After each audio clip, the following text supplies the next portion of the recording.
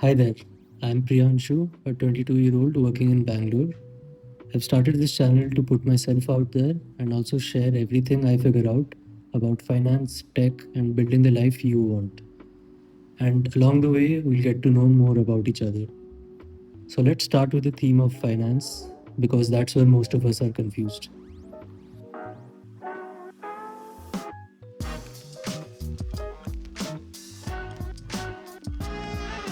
You just got your first salary, and everyone is screaming, invest. But invest in what? I'm sure you can relate to this, or at least some version of it. It could be your first stipend, or your first salary, or your first hackathon prize money. Now, this is confusing because the moment money hits your account, the advice hits harder. Your dad says, put it in FD, safe rahega. Your college friend calls, just buy Tesla, bro, it'll 5x. And some finance influencer is screaming, options trading will make you rich in 90 days. And you are sitting there thinking, I just don't want to make a dumb mistake. I've been there myself and I'm still figuring out a lot of these things, but I've read enough and made mistakes to give you one simple framework that genuinely acts as a strong foundation. Three steps. I call it protect, grow, live. Step 1, protect. Before you open any investing app, before you think about stocks, mutual funds, or crypto, you need to protect yourself. And that means one thing: emergency funds. Because here's the uncomfortable truth: most of us in our early 20s are one bad month away from financial chaos. Laptop breaks down, medical bill, sudden travel, job disruption. These are not if scenarios, they are when scenarios. The only question is whether you're ready. An emergency fund is 3 to 6 months of your monthly expenses kept somewhere liquid, meaning you can pull it out within 24 to 48 hours.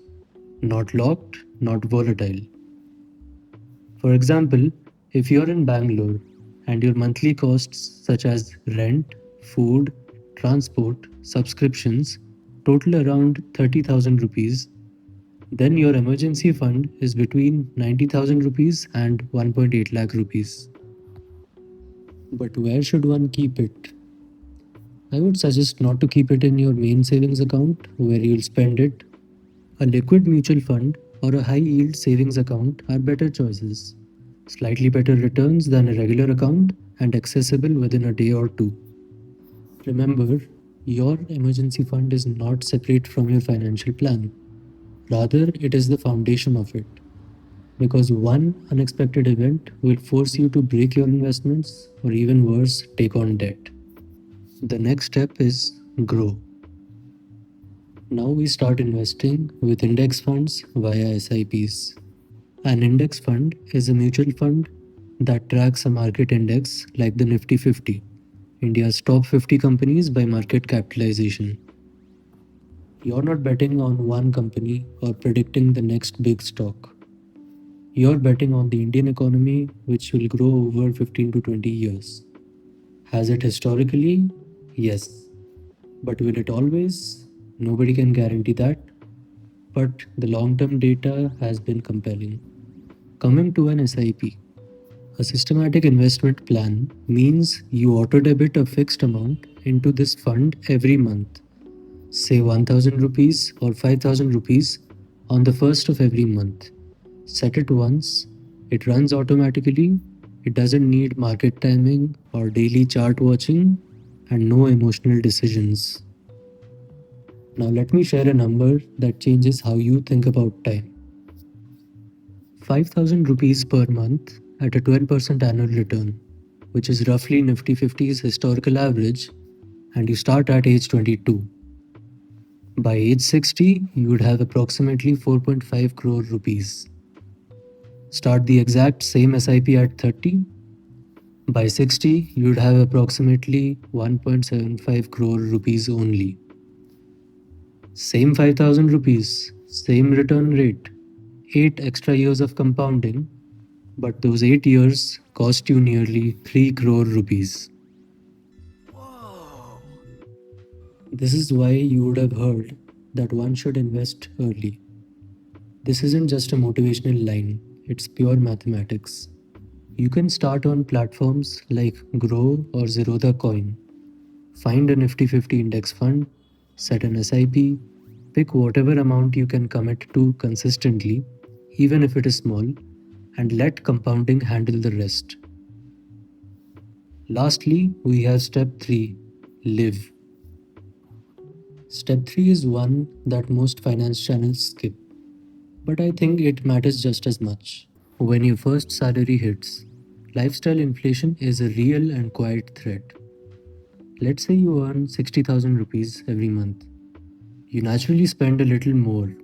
Weekends, gadgets, better food. That's fine. But then you get a raise to 80,000 rupees. Your lifestyle quietly upgrades again.